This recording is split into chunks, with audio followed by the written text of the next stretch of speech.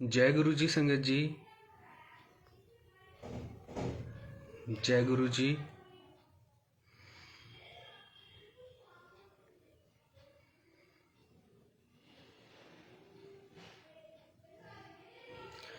जय गुरु जी संगत जी। जय गुरु जी। शुक्राना गुरु महाराज का।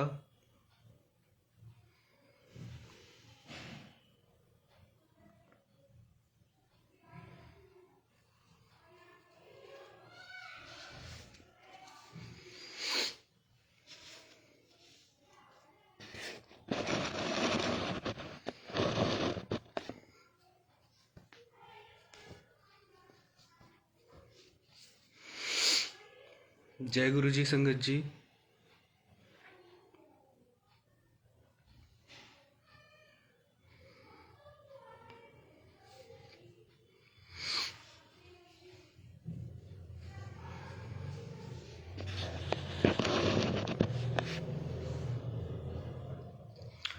जय गुरु जी संगत जी।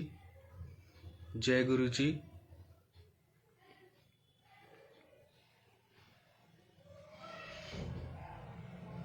शुक्राना गुरु जी।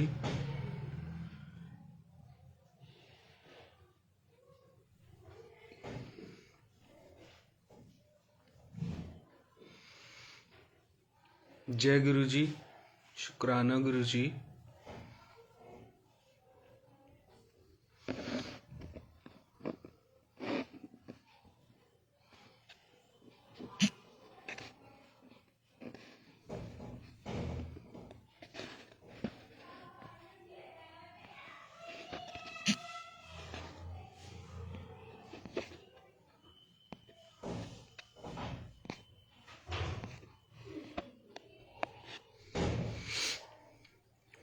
जय गुरु जी सुनील अंकल।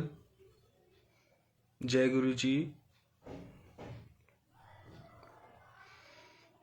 शुक्राना गुरु महाराज का।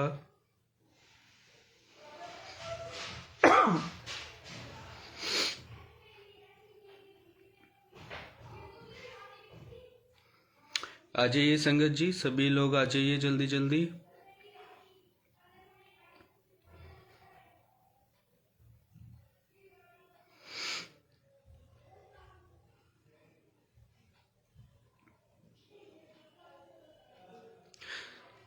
संगत जी कोई भी एक कंफर्म करके प्लीज बताइए, मेरी आवाज सबको प्रॉपर आ रही है? कम तो नहीं है?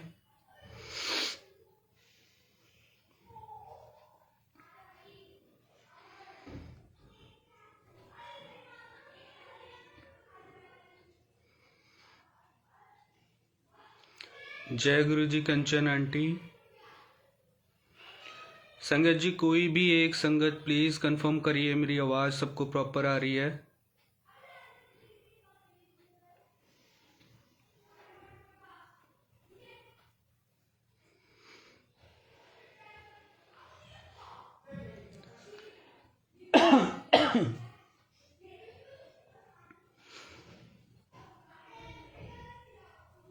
संगत जी मेरी आवाज आ रही है सबको? शुक्राना शुक्राना सुनील अंकल कंफर्म करने के लिए। जय गुरु जी रीमा आंटी। शुक्राना कंचन आंटी कंफर्म करने के लिए। जय गुरु जी कविता आंटी। जय गुरु जी।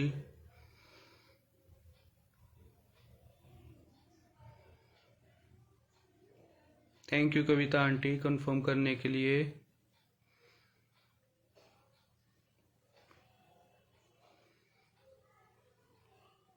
आ जाइए संगत जी, सभी लोग जल्दी जल्दी जुड़ जाइए, फिर हम महाराज का सत्संग स्टार्ट करते हैं।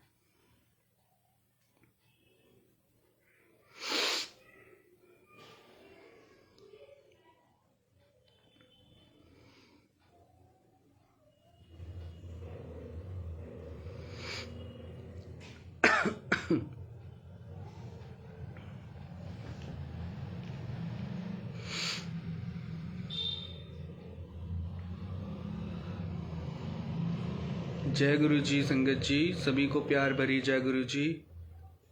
शुक्राना गुरु महाराज का।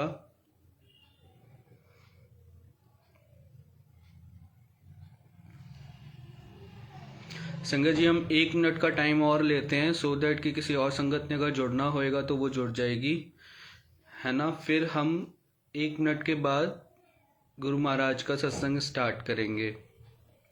हम 1 मिनट के लिए रुकते हैं।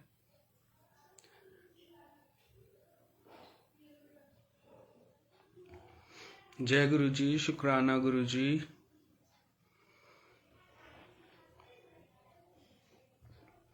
आई हुई प्यारी संगत को जय गुरु जी।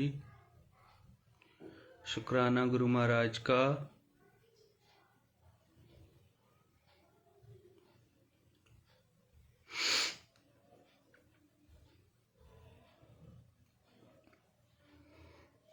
शुक्राना गुरु जी।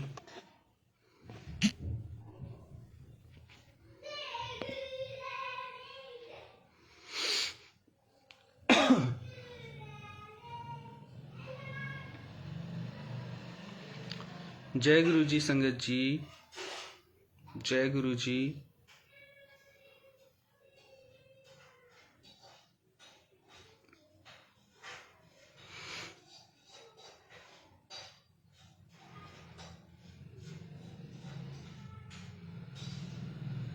चलिए संगत जी, हम महाराज का सत्संग स्टार्ट करते हैं।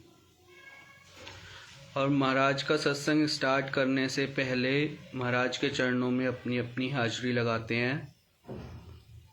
जय गुरु जी, शुक्राना गुरु जी।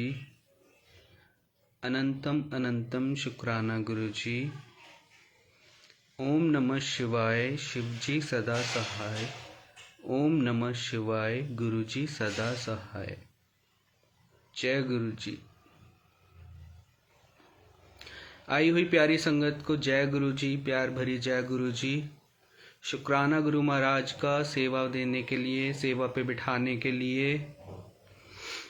और गुरु महाराज को न्यू ईयर की बहुत बहुत बधाई।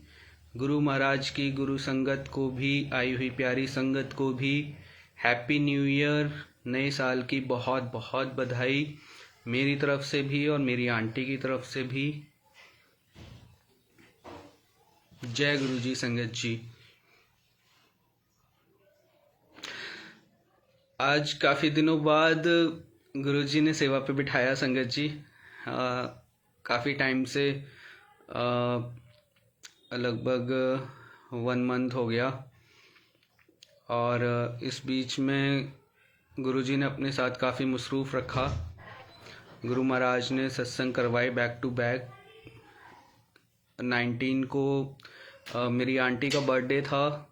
गुरु महाराज ने उस दिन भी सत्संग करवाया घर में।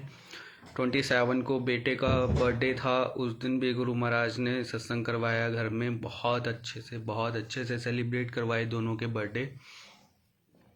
और न्यू ईयर पे कल गुरु महाराज ने घर में सत्संग करवाया, बहुत अच्छा सत्संग करवाया और बहुत ही प्यारा नया साल मनवाया हमारा। और कल के ही दिन गुरु महाराज के साथ हमारी फर्स्ट एनिवर्सरी भी थी संगत जी, मेरी और मेरी आंटी की। इसी दिन हम गुरु जी से 2021 में जुड़े थे। गुरु जी का स्वरूप घर में आया था और गुरु जी के साथ हम लोगों की जर्नी स्टार्ट हुई थी। हालांकि मेरी नहीं हुई थी उस वक्त पे, वो मैं आप सभी के साथ अपनी जर्नी में शेयर कर चुका हूँ कि स्टार्टिंग में आंटी ही जुड़ी थी। उसके बाद काफ़ी टाइम बाद मेरी जर्नी गुरुजी के साथ स्टार्ट हुई।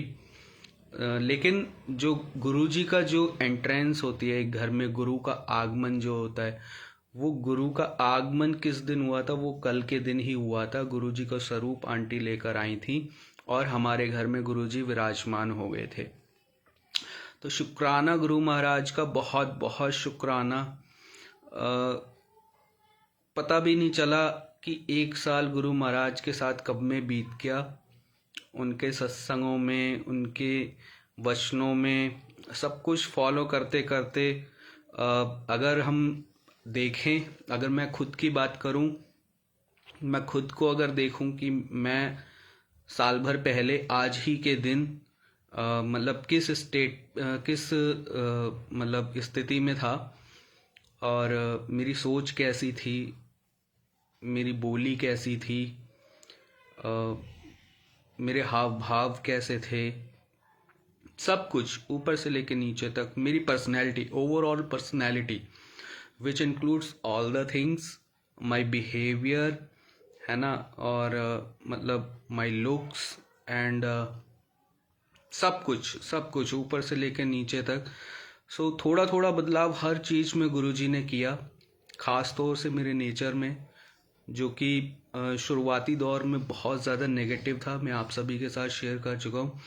लेकिन अभी गुरुजी ने बहुत बहुत मतलब एक कहते हैं ना कि जिसे एक कंट्रोल्ड वे में रखा हुआ है।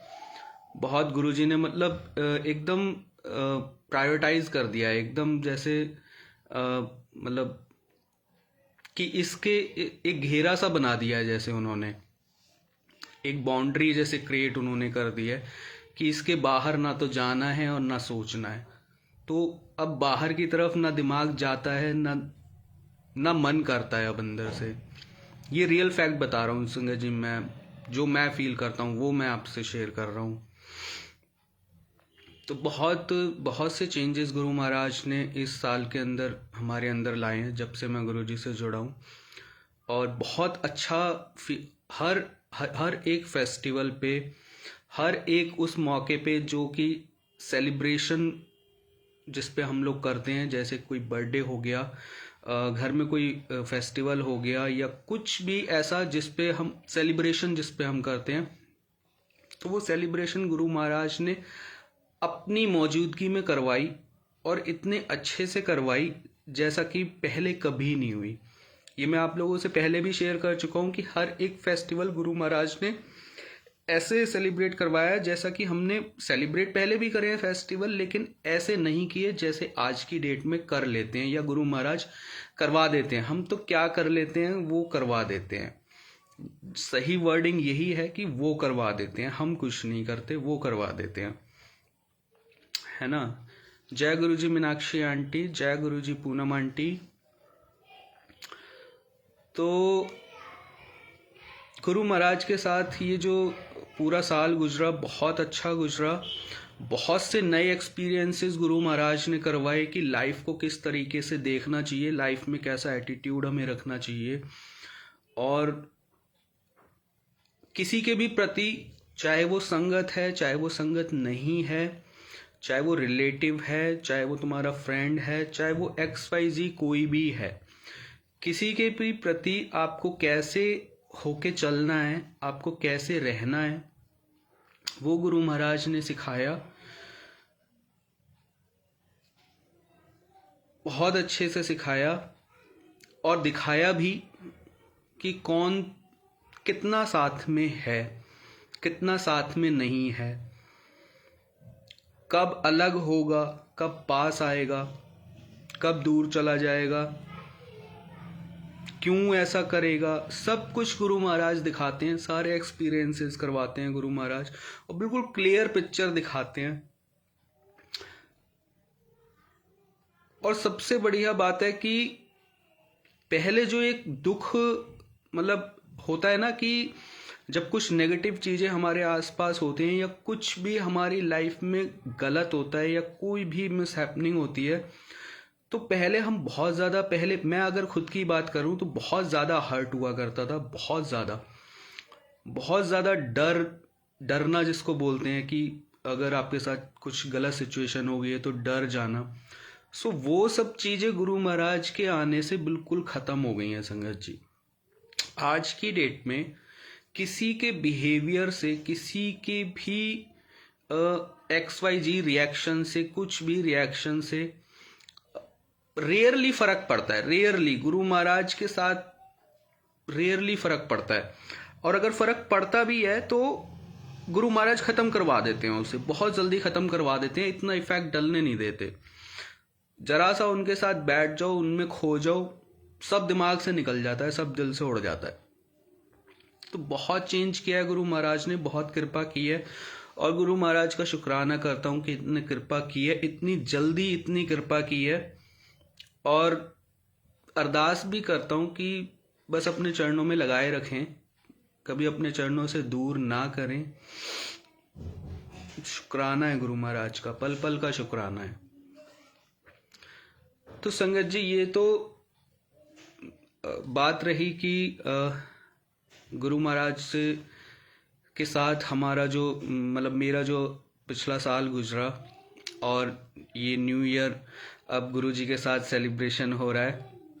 गुरु जी के साथ सेलिब्रेट हुआ कल, गुरु जी का सत्संग हुआ, बहुत अच्छा गुरु महाराज ने सत्संग करवाया, घर में काफ़ी संगत जुड़ गई थी। और आज जो महाराज सत्संग संगत के साथ शेयर करवाना चाहते हैं संगत जी, वो लंगर प्रसाद के ऊपर है। लंगर प्रसाद या जल प्रसाद या कोई भी प्रसाद, गुरु महाराज ने थॉट बख्शी है कि सत्संग प्रसाद के ऊपर करना है। और काफ़ी दिनों से ये मतलब गुरु महाराज ने बैक टू बैक सत्संग भी करवाए, जैसा कि मैंने अभी बताया, और एक दो सत्संगों में भी जाने का मौका मिला। तो वहाँ पर भी ये देखा मैंने कि प्रसाद जो चाहे वो लंगर प्रसाद है, चाहे वो जल प्रसाद है, चाहे समोसा प्रसाद है, चाहे चाय प्रसाद है, मतलब प्रसाद, मैं स्पेसिफिकली किसी को मतलब कैटेगराइज नहीं कर रहा हूँ कि मैं सिर्फ लंगर प्रसाद के लिए ही बात करूँगा। यहाँ पे मैं सारे प्रसाद के लिए बात करूँगा कि किसी भी प्रसाद का अनादर हम ना करें। अनादर इन द सेंस कि एक होता है कि नई संगत है और उसको ज़्यादा कुछ पता नहीं है, उसको नॉलेज नहीं है, उसे ज़्यादा टाइम नहीं हुआ गुरुजी के साथ जुड़े हुए, या बिल्कुल ही अनजान है। कोई ऐसी भी संगत कई बार सत्संग में आ जाती है जो बिल्कुल गुरुजी से अनजान होती है, जिसे सिर्फ गुरु महाराज खींच करके लाते हैं, क्योंकि उन्हें पता होता है कि इसका कल्याण मुझे करना है। आपने देखा होगा ना कि बहुत से सत्संगों में ऐसी संगत भी होती है जिन्होंने गुरु महाराज को कभी ना देखा होता ना सुना होता, लेकिन फिर भी सत्संग में आ जाती है। तो वो गुरु महाराज की ही कॉल होती है और गुरु महाराज की तरफ से उनको इनविटेशन होता है, हमारी तरफ से तो कभी होता ही नहीं। तो ऐसी संगत से अगर कुछ भी बाय चांस या बाय मिस्टेक होता है, जैसे जल प्रसाद सर्व होता है जब हम सत्संग में जाते हैं, किसी भी सत्संग में जाते हैं, तो सबसे पहले जो सर्विंग होती है वो जल प्रसाद की होती है संगत को। तो कई बार जो नई संगत होती है जिसको बिल्कुल नहीं नॉलेज होती, वो कई बार मना भी कर देती है उसको कि नहीं नहीं मुझे नहीं चाहिए, क्योंकि उसे नहीं पता है कि वो जल प्रसाद है, वो गुरुजी महाराज का भोग लगा हुआ जल प्रसाद है और वो लेना ही लेना है। उसको नहीं पता है, लेकिन हमें पता है। तो ऐसी संगत की या ऐसे लोगों की मैं यहाँ पे बात नहीं कर रहा हूँ जिनको नहीं पता है, जिनको नॉलेज नहीं है, लेकिन जिनको पता है कि जल प्रसाद गुरुजी का जल प्रसाद होता है और जल प्रसाद की कितनी महिमा है, कितने लोगों को, कैसी कैसी बीमारियों को, कितनी बड़ी बड़ी बीमारियों को गुरुजी ने सिर्फ अपने जल प्रसाद से ठीक किया है। और हम सब ये जानते हैं, बहुत अच्छे से जानते हैं, लेकिन फिर भी जाने अनजाने में, मैं ये नहीं कहूँगा कि हम इंटेंशनली कर रहे हैं कुछ, लेकिन बाय मिस्टेक हो जा रहा है हमसे, या ये कह लो कि मेरी नज़रों में अगर ये आया, मैं ये नहीं कहूँगा यहाँ पे कि सारी संगत की या सब लोग ऐसा कर रहे हैं या ऐसा नहीं करें। यहाँ पर बस गुरुजी महाराज एक मैसेज ये दिलवाना चाह रहे हैं संगत जी कि अगर आपके सामने ऐसा हो रहा है, अगर आप खुद नहीं कर रहे हैं वेल एंड गुड, लेकिन अगर सामने भी अगर आपके पड़ रहा है, आपके सामने भी आपको दिख रहा है, तो आप उसे एटलीस्ट, आपको पता है कि वो क्या है। सामने वाले को नहीं पता है उस जल प्रसाद की महिमा के बारे में, लेकिन आप जानते हो, आपको पता है कि उस जल प्रसाद की कितनी इंपॉर्टेंस है, कितनी महिमा है। तो आपका फर्ज बनता है, अगर आपके सामने कोई चीज़ ऐसे आ गई है, तो आप बताओ उसको, उसकी जल प्रसाद की महिमा बताओ, उसकी इंपॉर्टेंस बताओ, सो दैट कि वो आगे से वैसा ना करे, है ना। बहुत बारी ऐसा भी होता है कि कुछ चीज़ें हमारी आंखों के आगे आते हुए भी हम चुप रह जाते हैं, हम नहीं बोलते कुछ, तो वो चीज़ आगे के लिए वो उसके फिर कहीं ना कहीं गुनहगार हम भी बन जाते हैं संगत जी, क्योंकि हमारे सामने हमने देख लिया, हमारे सामने ऐसा हो गया, और फिर भी हमारा फर्ज बनता था उसे समझाना, हमारा फर्ज बनता था उन्हें बताना, लेकिन फिर भी हमने नहीं बताया, हमने नहीं समझाया, तो फिर वहाँ पे उससे ज़्यादा गलत तो हम हो गए ना, क्योंकि वो तो कुछ जानता ही नहीं है, उसको तो कुछ पता ही नहीं है, वो क्या ही सोचेगा, क्या ही मतलब निकालेगा। लेकिन हमें तो सब कुछ पता है, हमारा फर्ज बनता है उसको बताना कि उसकी कितनी इंपॉर्टेंस है। तो गुरु महाराज यहाँ पर जो सत्संग शेयर करवाना चाहते हैं प्रसाद के ऊपर, प्रसाद का मतलब पहले तो यहाँ पर हम जाने कि प्रसाद का मतलब क्या है संगत जी। आप सबको पता है प्रसाद का मतलब क्या है? प्रसाद का मतलब है प्रसाद। प्रसाद का मतलब है भगवान का दर्शन, गुरु का दर्शन।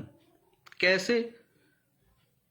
प्रभु र प्रसाद, प्रभु के साक्षात दर्शन, प्रभु के साक्षात दर्शन, प्रभु के साक्षात, प्रभु के साक्षात दर्शन।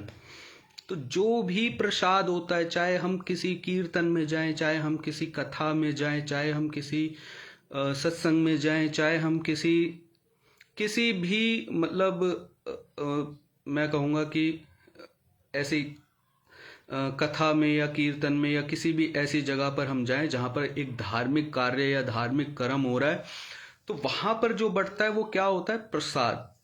प्रसाद सिर्फ और सिर्फ धर्म के नाम पे बंटता है। ये तो हम सभी जानते हैं ना कि धर्म के नाम पर प्रसाद बंटता है। प्रसाद कभी आपने देखा होगा, कभी मॉल में बंटता है, कभी किसी दुकान पे मिलता है, कभी किसी मतलब और किसी भी जगह पे, हॉस्पिटल में या कहीं भी आप ले लो कि कहीं और बंटता है? नहीं, सिर्फ वहीं बंटता है जहाँ पे धर्म का काम हुआ है या हो रहा है।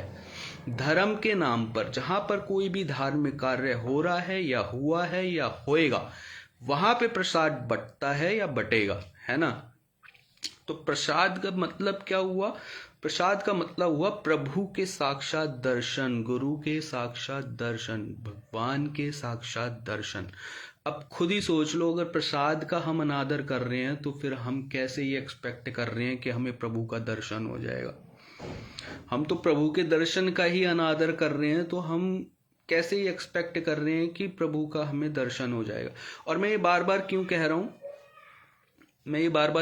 रहा हूँ कि हम अनादर कर रहे हैं या ऐसा हो रहा है या वैसा हो रहा है।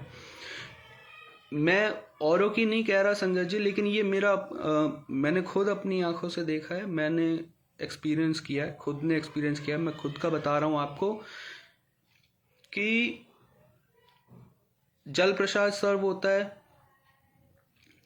तो जैसे बॉटल में कई बार सर्व होता है, कई बार गिलास में भी सर्व होता है।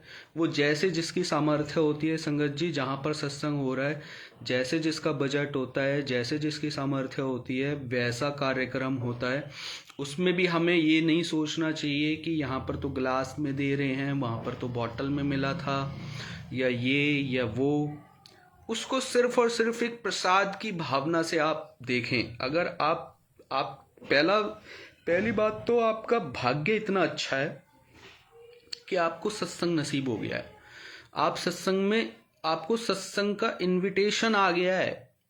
दूसरा सौभाग्य आपका ये है कि आप सत्संग में पहुंच गए हो, वरना ऐसे भी होता है कि इनविटेशन भी होता है और फिर भी नहीं पहुंच पाते, क्योंकि गुरु की मर्जी नहीं है।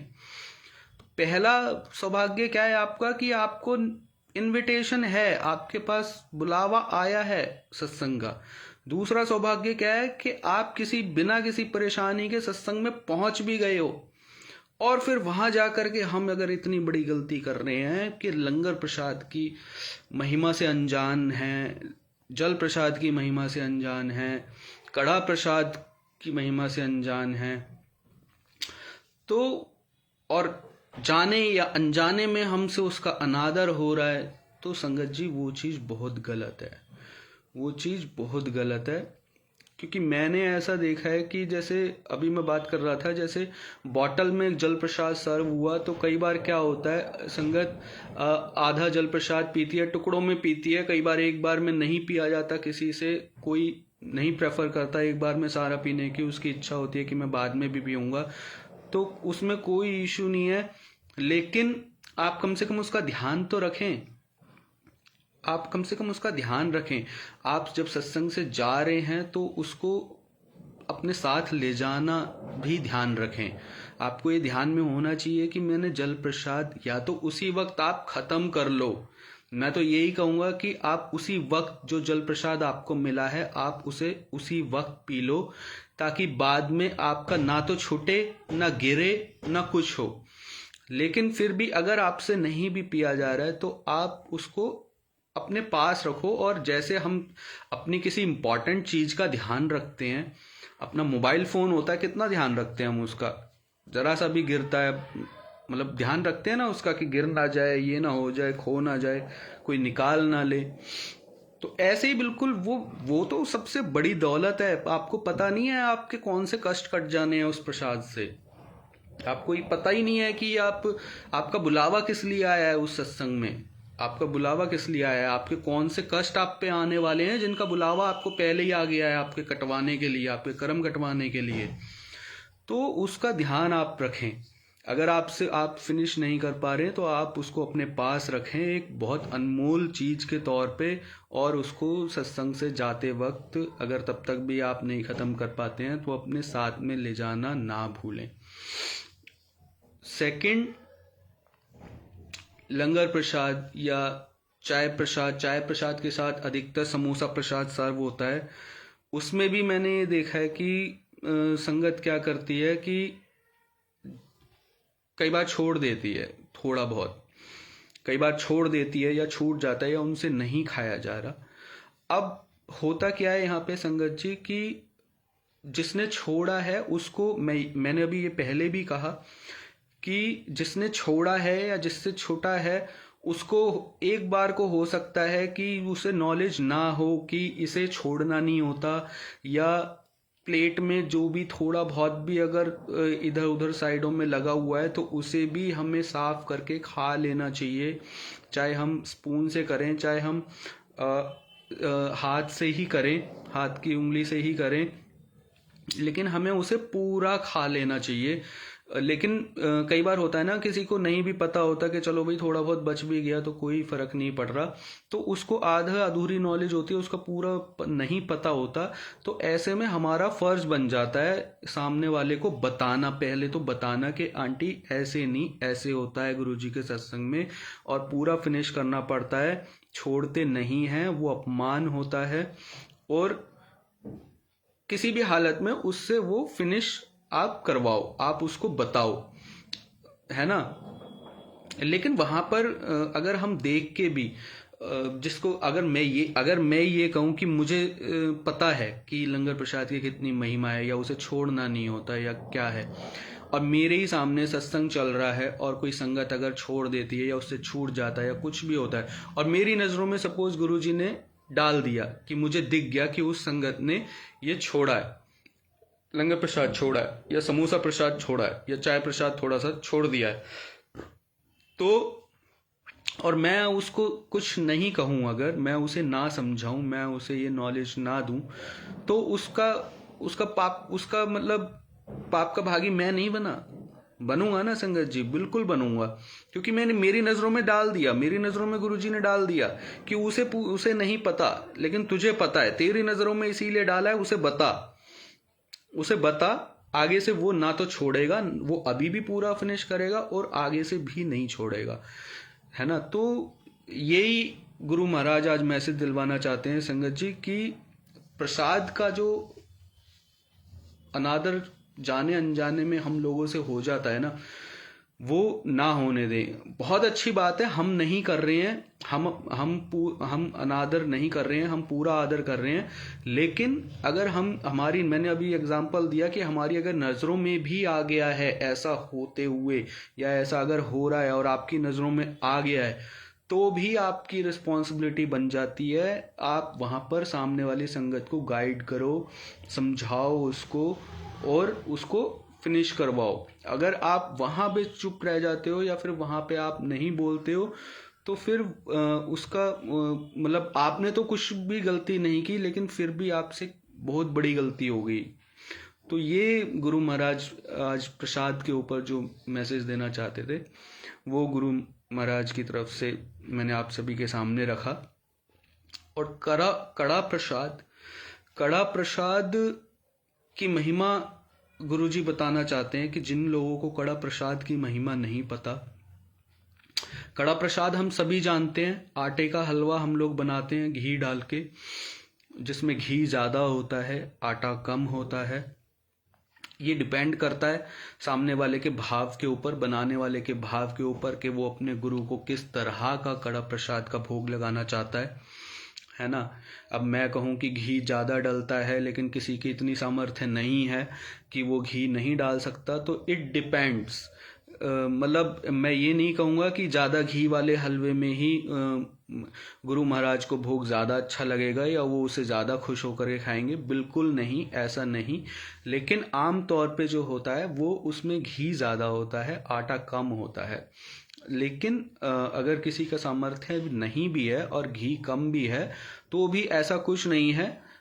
लेकिन मतलब कड़ा प्रसाद बेसिकली क्या होता है, आटे और घी का जो प्रसाद बनाते हैं हम लोग, है ना। तो कड़ा प्रसाद की महिमा जिनको नहीं पता है कि कड़ा प्रसाद में एक्चुअल में भोग मतलब क्या इम्पोर्टेंस है इसकी, इतनी क्यों हम मतलब इतनी मान्यता देते हैं और गुरुजी महाराज के को ये भोग लगता है।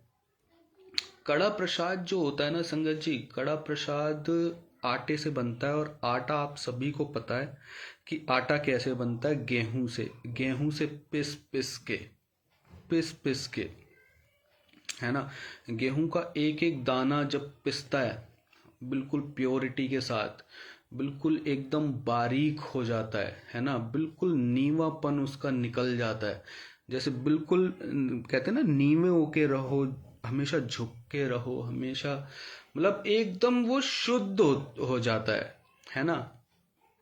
तो एकदम शुद्ध हो जाता है वो।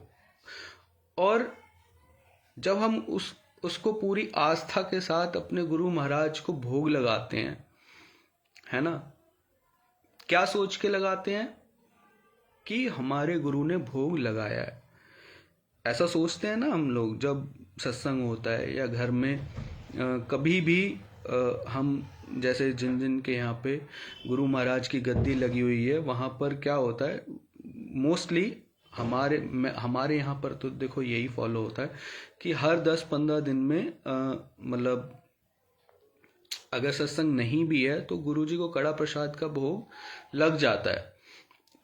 और बानी में भी मैंने सुना था कि 10-15 दिन में, 20 दिन में एक बार कड़ा प्रसाद अगर हम लोग भी खा लेना तो कोई दिक्कत नहीं हो सकती हमको, मतलब कोई रोग नहीं हो सकता या फिर कोई किसी प्रकार की समस्या हमसे दूर रहेगी।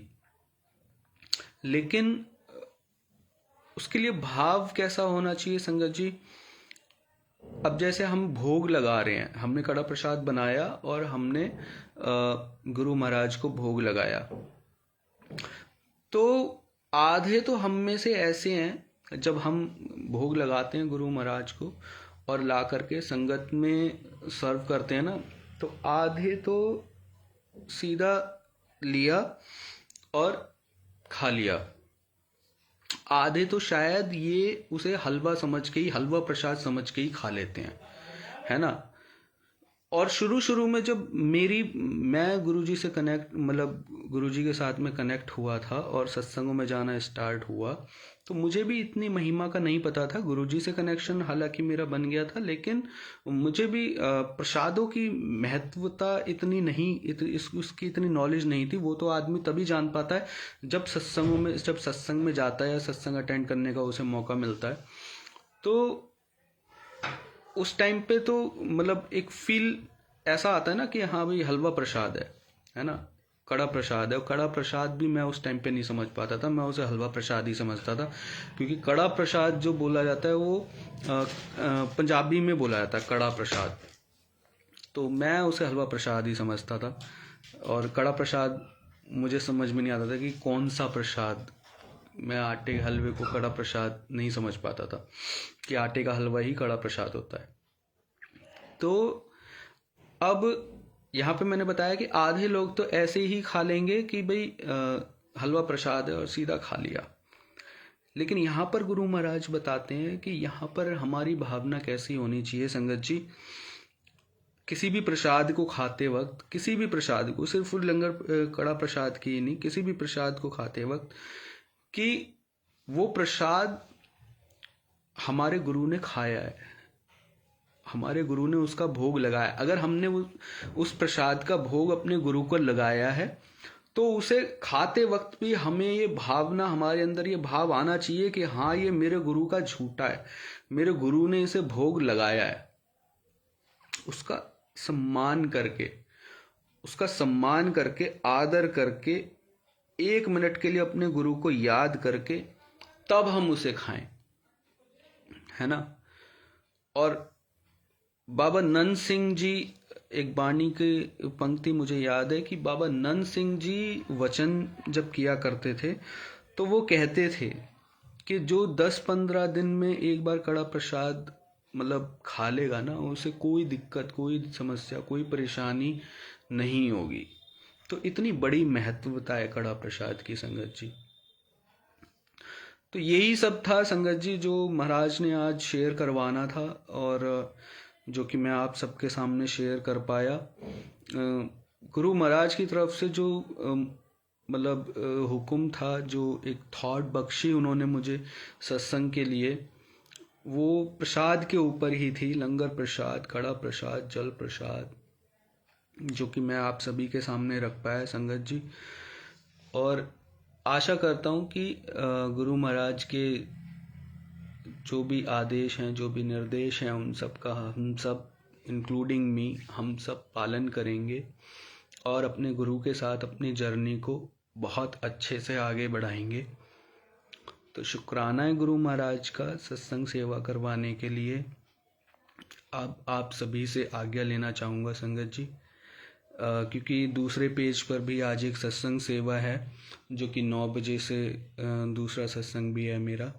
आज कोइंसिडेंटली गुरु महाराज ने 2 सत्संग सेवा आज एक ही दिन ले रहे हैं।